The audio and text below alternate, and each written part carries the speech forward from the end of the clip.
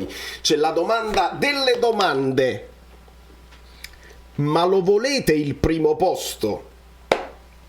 Ah, è qui. Io non saprei rispondere. Spalletti è bravo.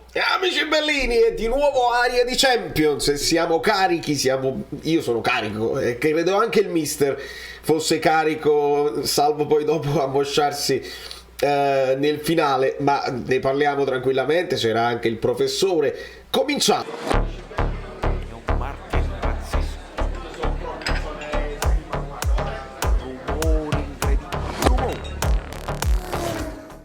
Professore mi spinge, professore, e mi rispinge il professore. Che film è? Dai, professore, si accomodi e mi respinge. Giovanni Palumbo, benvenuto. Tra un po' è capace pure che dobbiamo benvenutare.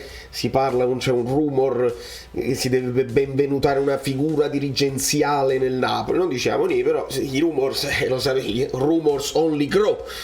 Dicono quelli bravi che seguono i musical a Broadway.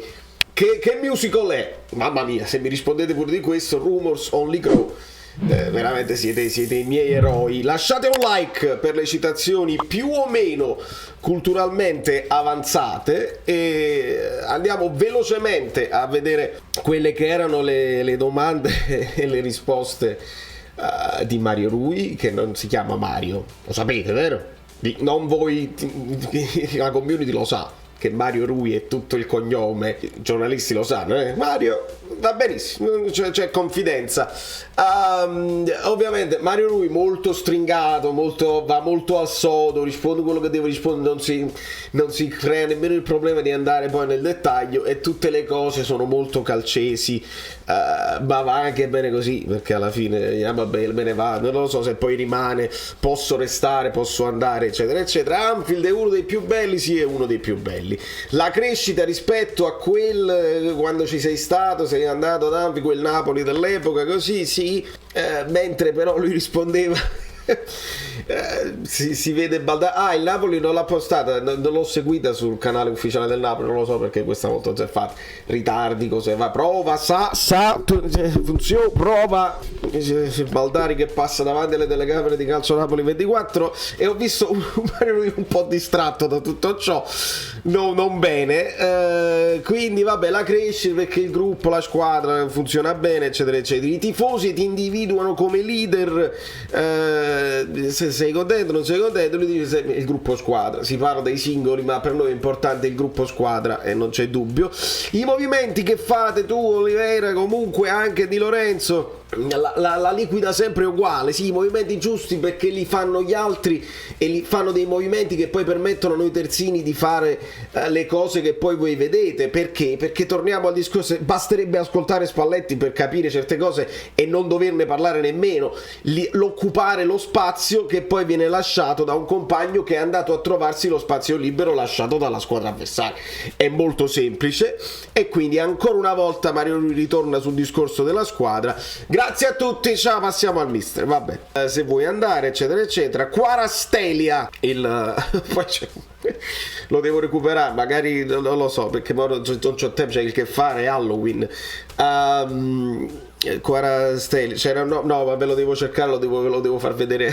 Slovacco per Mario Rui, poi la profondità, Kvaratskhelia interno all'area di rigore, il tiro, la rete, ottimo controllo e capolavoro di Kvaratskhelia, lancio in profondità con scuola di verticalizzazione Georgiano Kvaratskhelia, per lui sesto gol.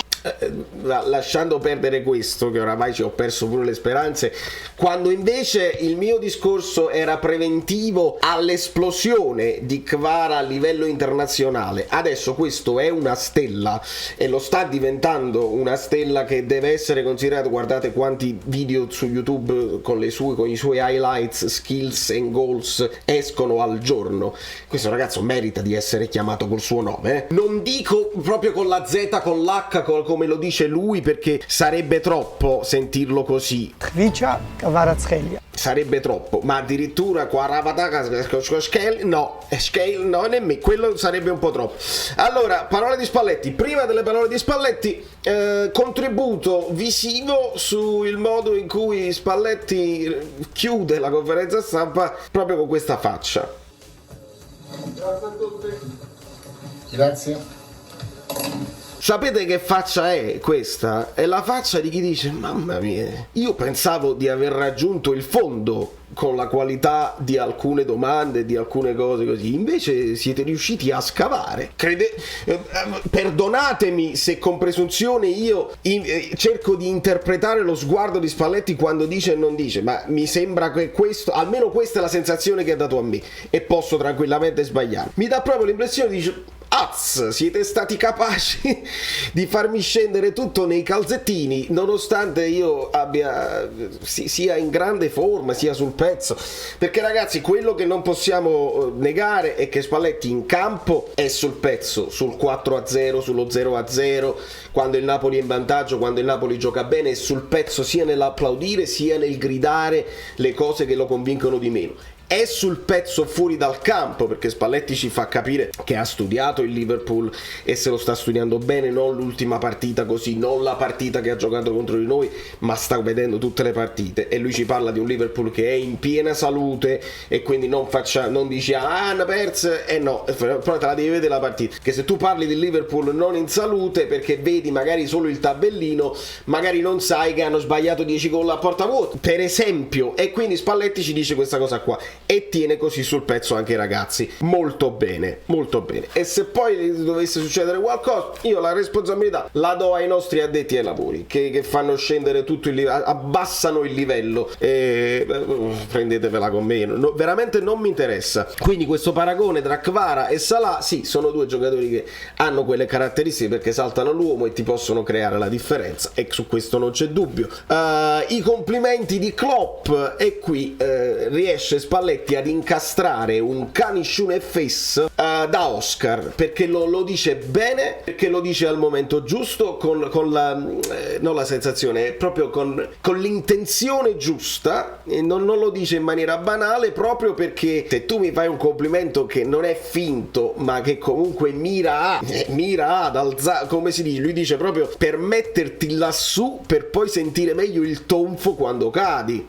Kanishune face, Klopp, e Spalletti lo dice proprio bene, quindi là lo vedo proprio sul pezzo, lo vedo carico a 1000, e quindi lo dice proprio bene Spalletti. E poi ci conferma il Liverpool in salute. Noi per esempio possiamo sbagliare 1000 passaggi, palle perse eccetera eccetera, ma quello che non possiamo tollerare è il non giocare, cioè recuperi palla e poi non te la giochi, e questo non avverrà perché Spalletti non lo ammette. Dopodiché domanda in inglese, e in questo caso, come nella conferenza con Klopp, c'è un traduttore simultaneo, quindi molto bene evoluta la cosa, e quindi non è stata poi tradotta la domanda in italiano, ma immagino voi l'abbiate capito, nel frattempo ve la dico io. Si parlava della differenza di budget che hanno le squadre inglesi rispetto alle squadre italiane, e quindi se fa piacere poi stare lì a competere con queste squadre qui. Ovviamente Spalletti dice: è meglio se io potessi scegliere i migliori e andarmeli a comprare, ma si è fatto molto bene, si sono presi dei giocatori di qualità, e sono giocatori anche giovani che possono anche crescere, quindi fa piacere. Domanda del messicano in inglese: Lozano sta vivendo il miglior momento della sua carriera a Napoli, a cosa è dovuto tutto questo? Falsissimo, amico mio giornalista messicano, perché non è assolutamente il miglior momento di Lozano.